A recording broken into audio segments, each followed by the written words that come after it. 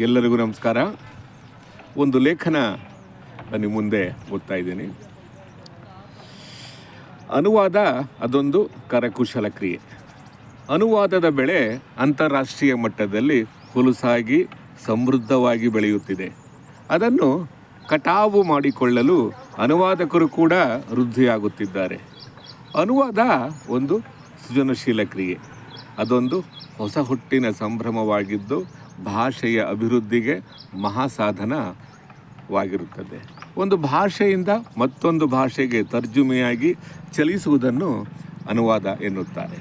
ಒಂದು ಭಾಷೆ ರಾಜ್ಯ, ದೇಶ, ಖಂಡ ದಾಟಿ ಮತ್ತೊಂದು ದೇಶಕ್ಕೆ ಹೋಗುವುದು ಒಂದು ಬೃಹತ್ ಕ್ಯಾನ್ವಾಸ್ ಎನ್ನಬಹುದು. ಒಂದು ಭಾಷೆ ಮತ್ತೊಂದು ಭಾಷೆಗೆ ವಲಸೆ ಹೋಗುವ ಕಾರ್ಯ ಅದು ಸಾಂಸ್ಕೃತಿಕ ಲೋಕವನ್ನು ಇಮ್ಮಡಿಗೊಳಿಸುತ್ತದೆ. ಭಾಷೆ ನಿಂತ ನೀರಲ್ಲ, ಅದು ಸದಾ ಹರಿಯುವ ನೀರು. ಭಾಷೆಯನ್ನು ಒಂದು ಕಡೆ ಕಟ್ಟಿ ಹಾಕೋದು ಅಸಾಧ್ಯ. ಸದಾ ಚಲನಶೀಲವಾಗುತ್ತಾ ಒಂದು ಭಾಷೆ ಮತ್ತೊಂದು ಭಾಷೆಯಿಂದ ಪಡೆದುಕೊಳ್ಳುವ ಅರ್ಥಗ್ರಹಿತಗಳು ಅದು ಸಮಾಜದ ಒಟ್ಟಂದಕ್ಕೆ, ಜನಸಮುದಾಯದ ಬೆಳವಣಿಗೆಗೆ, ಮಾನವೀಯ ನೆಲದಲ್ಲಿ ಸಂಬಂಧಗಳನ್ನು ಬೆಸೆಯುವ ದ್ಯೋತಕವಾಗಿದೆ.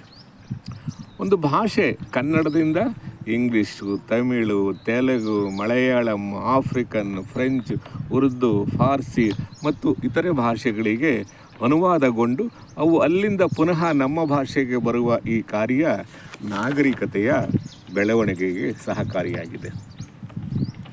ಎಷ್ಟೋ ಸಲ ನಮ್ಮ ಭಾಷೆ ಕೂಡ ನಮ್ಮ ಭಾಷೆಯಿಂದಲೇ ಅನುವಾದಗೊಂಡಿದೆ. ಭಾಷೆಯ ಕೊಡುಕೊಳ್ಳುವಿಕೆ ಸಾಹಿತ್ಯ, ಸಂಸ್ಕೃತಿ, ಸಂಗೀತ, ರಂಗಭೂಮಿ, ರಾಜಕೀಯ, ಸಾಮಾಜಿಕ ರಂಗಗಳಿಗೆ ಹೊಸ ಕಸುವನ್ನು ನೀಡಿ ಸಮುದಾಯದ ಬೆಳವಣಿಗೆಗೆ ಸಹಕಾರಿಯಾಗುತ್ತದೆ. ಅನುವಾದ ಕೇವಲ ಶಬ್ದಗಳ ಸಂಚಾರದ ದಟ್ಟಣೆಯಲ್ಲ, ರೂಪಕ ಪ್ರತಿಮೆಗಳ ಪಡಿಯಚ್ಚು ಕೂಡ ಅಲ್ಲ, ವಾಕ್ಯಗಳ ಪುನರಾವರ್ತನೆಯೂ ಅಲ್ಲ. ಅದೊಂದು ಹೊಸ ವಿನ್ಯಾಸದ ನುಡಿ, ನೈತಿಕತೆಯ ಆವಿಷ್ಕಾರವಾಗಿದೆ. ಭಾಷೆ ಬದುಕಿನ ಸಮಗ್ರತೆ, ಸಮಚಿತ್ತದಿಂದ, ಸತತ ಅಧ್ಯಯನದಿಂದ ಕಾಲಘಟ್ಟದ ಕುಲುಮೆಯಲ್ಲಿ ಬೆಂದು ಹೊಸ ಮನ್ವಂತರದ ಹಾದಿಗೆ ಕರೆದೊಯ್ಯುವ ತಂಬೆಲರಾಗಿದೆ. ಅನುವಾದ ಎಂದರೇನು? ಅದರ ರೂಪುರೇಷೆ ಯಾವುದು? ಅದರ ಮೇಲ್ಮೈ ಲಕ್ಷಣಗಳು ಯಾವುವು? ಅನುವಾದದ ಸಂವಿಧಾನ ಯಾವುದು ಅಂತ ನಾವು ಪ್ರಶ್ನೆ ಹಾಕ್ಕೊಂಡ್ರೆ ಉತ್ತರ ಯಾವುದೂ ಇಲ್ಲ. ಯಾರು ಬೇಕಾದರೂ ಅನುವಾದ ಮಾಡಬಹುದು.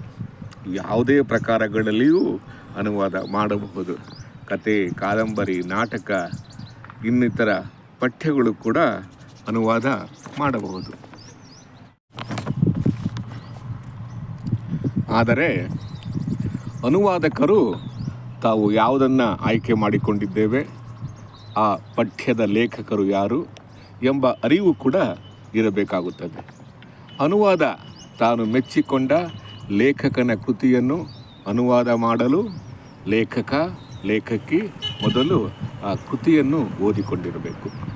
ಓದಿದ ನಂತರ ತಾನು ಆ ಕೃತಿಯನ್ನು ಮತ್ತೊಂದು ಭಾಷೆಗೆ ತರಲು ಆ ಕೃತಿ ಒಡಮೂಡುವ ಪಠ್ಯ ಯಾವುದು, ಆ ಕಾಲದ ಸಂಕೀರ್ಣತೆ, ಸಂದಿಗ್ಧತೆ, ಸೃಜನಶೀಲತೆ, ಸ್ಥಿತ್ಯಂತರ ಯಾವ ಬಗೆಯದ್ದು, ಆಗಿನ ಭಾಷೆ, ಸಾಹಿತ್ಯ, ಸಂಸ್ಕೃತಿಯ ಜನಸಮುದಾಯದ ಮೇಲೆ ಬೀರಿದ ಪ್ರಮಾಣಗಳೇನು, ಇದರ ಬಗ್ಗೆ ಎಚ್ಚರ ವಹಿಸಬೇಕು. ಮೊಟ್ಟ ಮೊದಲು ತಾನು ಆಯ್ಕೆ ಮಾಡಿದ ಲೇಖಕಿಯ ಪಠ್ಯದ ಸೃಜನಶೀಲತೆ, ವೈಚಾರಿಕತೆ, ವೈಜ್ಞಾನಿಕತೆ, ಸಾಹಿತ್ಯ ಸಮಾಜದ ಬಲವರ್ಧನೆಗಾಗಿ ಮತ್ತು ಪಲ್ಲಟಗೊಂಡ ಕಾಲಾತೀತದ ಲವಲೇಶಗಳಲ್ಲಿ ಆ ಕೃತಿಯನ್ನು ನೋಡಬೇಕಾಗುತ್ತದೆ. ಲೇಖಕನ ಮನೋಭೂಮಿಕೆಯನ್ನು ಅರ್ಥ ಮಾಡಿಕೊಳ್ಳಲು, ಲೇಖಕನ ಒಟ್ಟು ಸಾಂದ್ರತೆಯನ್ನು ಗ್ರಹಿಸಿಕೊಳ್ಳಲು ಆ ಲೇಖಕಿ ಜೊತೆ ಅನುಸಂಧಾನ ಮಾಡಬೇಕಾಗಿರುತ್ತದೆ. ಲೇಖಕನ ಜೊತೆ 10 ಬಾರಿ ಚರ್ಚಿಸಬೇಕಾಗಿರುತ್ತದೆ. ಲೇಖಕ ತನ್ನ ಕೃತಿಯಲ್ಲಿ ಯಾವುದನ್ನು ಸ್ಪಷ್ಟಪಡಿಸಿಕೊಳ್ಳಲು, ಯಾವುದನ್ನು ಹೇಳಬೇಕು, ಆ ಕಾಲದ ಭಾಷೆ, ಜನಜೀವನದ ನಿಲುವುಗಳನ್ನು ಅರ್ಥ ಮಾಡಿಕೊಳ್ಳಲು ಹೇಗೆ ಪ್ರಯತ್ನಿಸಿದ್ದಾರೆ, ಕಥೆ, ಕಾದಂಬರಿ, ಕವನ, ನಾಟಕ, ಪದ್ಯ ಇನ್ನೂ ಅನೇಕ ಪಠ್ಯಗಳ ಜೊತೆ ಹೇಗೆ ಸಂವಾದ ಮಾಡಿದ್ದಾರೆಂಬುದನ್ನು ಅನುವಾದಕ ಗ್ರಹಿಸಿಕೊಳ್ಳಬೇಕು. ಏಕೆಂದರೆ ತಾನು ಪ್ರಕಟಿಸುತ್ತಿರುವ ಕೃತಿ ಅವರ ಜೀವನಾಧಾರಿತ ಅನುಭವಗಳ ಮೇಲೆ ತಾನು ಗ್ರಹಿಸಿಕೊಂಡ ಲೋಕದರ್ಶನದ ಬಗ್ಗೆ ಆತ್ಯಂತಿಕವಾಗಿ ಪರಾಮರ್ಶೆ ಮಾಡಿಕೊಳ್ಳುತ್ತಾ ಭಾಷೆಯ ಜೊತೆ ಅನುಸಂಧಾನ ಮಾಡಿರುತ್ತಾನೆ. ಹಾಗಾಗಿ ಲೇಖಕ, ಅನುವಾದಕ ಇಬ್ಬರೂ ಪರಸ್ಪರ ಅರ್ಥ ಮಾಡಿಕೊಳ್ಳುತ್ತಾ ಪರಸ್ಪರ ಚಿಂತನೆಗಳ ಮೂಲಕ ಆ ಕೃತಿಗೆ ನ್ಯಾಯ ಒದಗಿಸಿ ಕೊಡಬೇಕಾಗಿರುತ್ತದೆ.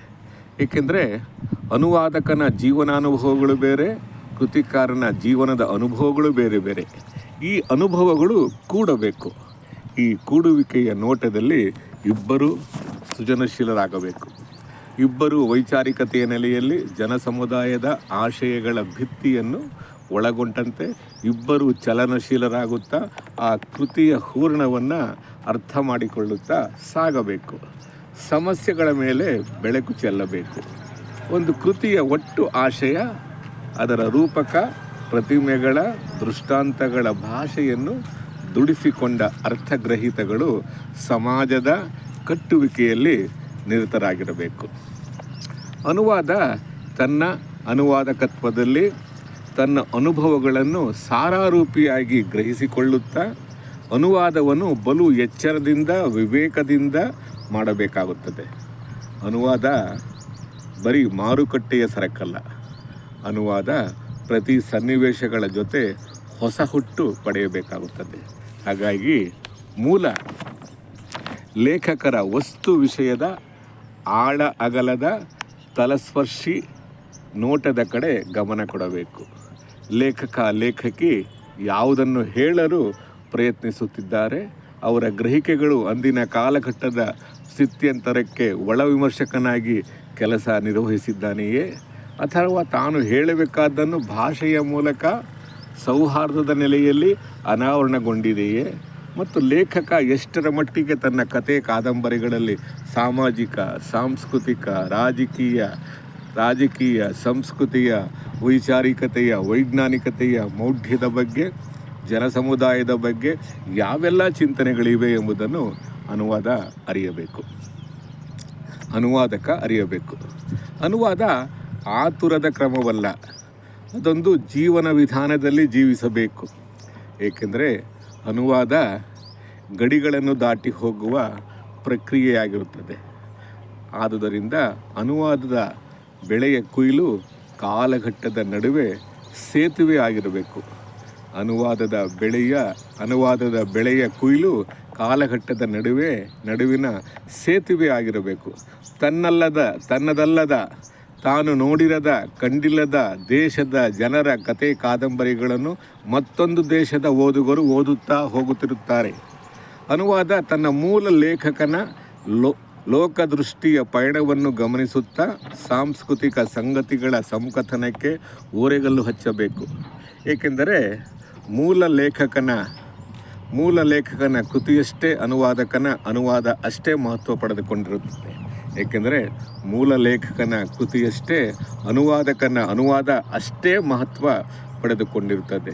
ಸ್ಥಳೀಯವಾಗಿಯೂ, ರಾಷ್ಟ್ರೀಯವಾಗಿಯೂ, ಅಂತಾರಾಷ್ಟ್ರೀಯವಾಗಿಯೂ ಅನುವಾದದ ಕಾರ್ಯ ಗಮನ ಸೆಳೆಯುತ್ತದೆ. ಈಗಾಗಲೇ ಗೊತ್ತಿರುವಂತೆ 2025ರಲ್ಲಿ ಬುಕರ್ ಪ್ರಶಸ್ತಿ ಕನ್ನಡಕ್ಕೆ ಲಭಿಸಿದೆ. ಮೂಲ ಲೇಖಕಿ ಭಾನು ಮುಸ್ತಾಕ್ ಅವರ ಕಥೆಗಳನ್ನು ಕನ್ನಡದಿಂದ ಇಂಗ್ಲೀಷ್ಗೆ ಅನುವಾದಿಸಿದ ದೀಪಾ ಬಸ್ತಿ ಅವರಿಬ್ಬರಿಗೂ ಸರಿಸಮನಾಗಿ ಅಂತಾರಾಷ್ಟ್ರೀಯ ಪ್ರಶಸ್ತಿ ಬಂದಿದೆ. ಮೊಟ್ಟ ಮೊದಲ ಮಹಿಳೆಗೆ ಅವರ ಸಣ್ಣ ಕಥೆಗಳಿಗೆ ದೊರೆತಿದೆ. ಎದೆಯ ಹಣತೆ, ಹಾರ್ಟ್ ಲ್ಯಾಂಪ್ ಇದೊಂದು ಚಾರಿತ್ರಿಕ ಇತಿಹಾಸದ ಪುಟಗಳಲ್ಲಿ ದಾಖಲಿಸಬೇಕಾದ ಸಂಗತಿಯಾಗಿದೆ. ಕನ್ನಡದ ಸಣ್ಣ ಕಥೆಗಳು ಲೇಖಕಿ ಭಾನು ಮುಸ್ತಾಕ್ ಅವರಿಂದ ಒಡಮೂಡಿ ದೀಪಾ ಬಸ್ತಿ ಅವರಿಂದ ಇಂಗ್ಲೀಷಿಗೆ ತರ್ಜುಮೆಯಾಗಿ ಇಡೀ ಜಗತ್ತನ್ನು ಬೆಚ್ಚಿ ಬೀಳಿಸಿದ ಸಂಗತಿಯಾಗಿತ್ತು. ಒಬ್ಬ ಸ್ಥಳೀಯ ಲೇಖಕಿಯ ಕಥೆಗಳು ಅಂತಾರಾಷ್ಟ್ರೀಯ ಮಟ್ಟದಲ್ಲಿ ಅನುವಾದದ ಮೂಲಕ ಇಡೀ ಜಗತ್ತಿಗೆ ಪರಿಚಯವಾಗಿ ಒಂದು ಸಂಚಲನ ಮೂಡಿತು. ಬದುಕಿನ ಸುಂದರತೆಯನ್ನು, ಅಖಂಡತೆಯನ್ನು, ನಾಟಕೀಯತೆಯನ್ನು ತಲಸ್ಪರ್ಶಿಯಾಗಿ ಅಧ್ಯಯನ ಮಾಡಿ ಮಹಿಳೆಯರ ಸ್ಥಿತಿಗತಿಗಳ ಬಗ್ಗೆ ಬೆಳಕು ಚೆಲ್ಲಿದ್ದ ಹೊಸ ಅಧ್ಯಾಯದ ಬೆಳವಣಿಗೆಯಾಗಿತ್ತು. ಸಣ್ಣ ಕಥೆಗಳಿಗೆ ಪ್ರೋತ್ಸಾಹದ ಇಮ್ಮಡಿ ದೊರೆಯಿತು. ಇಡೀ ಭಾರತ, ಕರ್ನಾಟಕ ಸೇರಿದಂತೆ ಹೆಮ್ಮೆ ಪಡೆಯುವ ಸಂಗತಿಯಾಗಿತ್ತು. ಲೇಖಕಿಯ ಆಶಯ, ಆಕೃತಿ, ಸಮಗ್ರತೆ, ಸಮನ್ವಯದ ಶಿಸ್ತುಬದ್ಧತೆಯಿಂದ ಸೃಜಿಸಿದ ಪಠ್ಯಗಳು ಅಷ್ಟೇ ಅರ್ಥಪೂರ್ಣತೆಯಿಂದ, ಸೃಜನಶೀಲತೆಯಿಂದ, ವಿನಯದ ಸಹಜತೆಯಿಂದ ಮೂಲ ಕೃತಿಯ ಆಶಯಗಳಿಗೆ ಧಕ್ಕೆ ಬಾರದಂತೆ ಅನುವಾದಕಿ ಆ ಗ್ರಹಿಕೆಗಳನ್ನು ಮುರಿದು ಕಟ್ಟುತ್ತಾ ಹೊಸ ಸಂವೇದನಾಶೀಲತೆಗೆ, ಹೊಸ ವ್ಯಾಖ್ಯಾನದೊಂದಿಗೆ, ಹೊಸ ವಿಚಾರಗಳ ಅಂದಿನ ಸ್ಥಿತಿಗತಿಗಳ ಬಗ್ಗೆ ಬೆಳಕು ಚೆಲ್ಲಿದ್ದರು. ಹಾಗಾಗಿ ಅನುವಾದ ಓದಿನ ಕ್ರಮವನ್ನು ಅರ್ಥಪೂರ್ಣವಾಗಿ ಸೃಜಿಸಿ ಓದುಗನೊಂದಿಗೆ, ಸಮಾಜದೊಂದಿಗೆ ಬೆಸೆಯುವ ಕಾರ್ಯ ಅದೊಂದು ಚಾರಿತ್ರಿಕ ಬೆಳವಣಿಗೆಯಾಗಿದೆ. ಈಗಾಗಲೇ ಕನ್ನಡದ ಪಠ್ಯಗಳು ಇಂಗ್ಲೀಷಿಗೆ ತರ್ಜುಮೆಯಾಗಿ ಜಾಗತಿಕವಾಗಿ ಮನ್ನಣೆ ಗಳಿಸುತ್ತಿವೆ. ವನಮಾಲಾ ವಿಶ್ವನಾಥ್, ಇನ್ನೂ ಅನೇಕ ಅನುವಾದಕರು ನಮ್ಮಲ್ಲಿದ್ದಾರೆ. ಹಾಗೆ ಬೇರೆ ಬೇರೆ ರಾಜ್ಯಗಳಲ್ಲೂ ಇದ್ದಾರೆ. ಆದುದರಿಂದ ಜಗತ್ತನ್ನು ಸೃಜನಗೊಳಿಸುವ, ಅರ್ಥಪೂರ್ಣಿಸುವ, ಸಮಾಜದ ಕಟ್ಟುವಿಕೆಯಲ್ಲಿ ಅನುವಾದ ಮುಖ್ಯ ಪಾತ್ರ ವಹಿಸುತ್ತದೆ. ದೇವರು, ಧರ್ಮ, ಜಾತಿ, ವರ್ಗ, ವರ್ಣ, ಅಸ್ಪೃಶ್ಯತೆ, ಶೋಷಣೆ, ಕೋಮುವಾದವನ್ನು ಶಮನ ಮಾಡುವಂತಹ ಗ್ರಹಿಕೆಗಳು, ಚಿಂತನೆಗಳು ಅನುವಾದದಲ್ಲಿ ಮೂಡಬೇಕು. ಅನುವಾದದ ಫಸಲು ಸಮೃದ್ಧವಾಗಲಿ. ಅನುವಾದಕ ಭಾಷೆ, ಸಾಹಿತ್ಯ, ಸಂಗೀತ, ಕಲೆಗಳನ್ನು ಖಂಡಾಂತರ ದಾಟಿಸುತ್ತಾ ಭಾಷೆಯನ್ನು ನಿಂತ ನೀರಾಗದೆ ಸರಾಗವಾಗಿ ಹರಿಯುವ ಪ್ರಕ್ರಿಯೆಗೆ ಸಹಕಾರಿಯಾಗುತ್ತಾನೆ. ಅನುವಾದಕ ತನ್ನ ಕಾರ್ಯದಲ್ಲಿ ದಕ್ಷತೆ, ಪ್ರೌಢಿಮೆ ಮೆರೆಯುತ್ತಾ ಸಾಗಬೇಕು. ಒಂದು ರೀತಿಯಲ್ಲಿ ಸಾಂಸ್ಕೃತಿಕ ರಹಬಾರಿಯಂತೆ ದೇಶದ ಪ್ರತಿನಿಧಿಯಾಗಿದ್ದಾನೆ. ಅನುವಾದಕ ತನ್ನ ಕಾರ್ಯದಲ್ಲಿ ದಕ್ಷತೆ, ಪ್ರೌಢಿಮೆ ಮೆರೆಯುತ್ತಾ ಸಾಗಬೇಕು.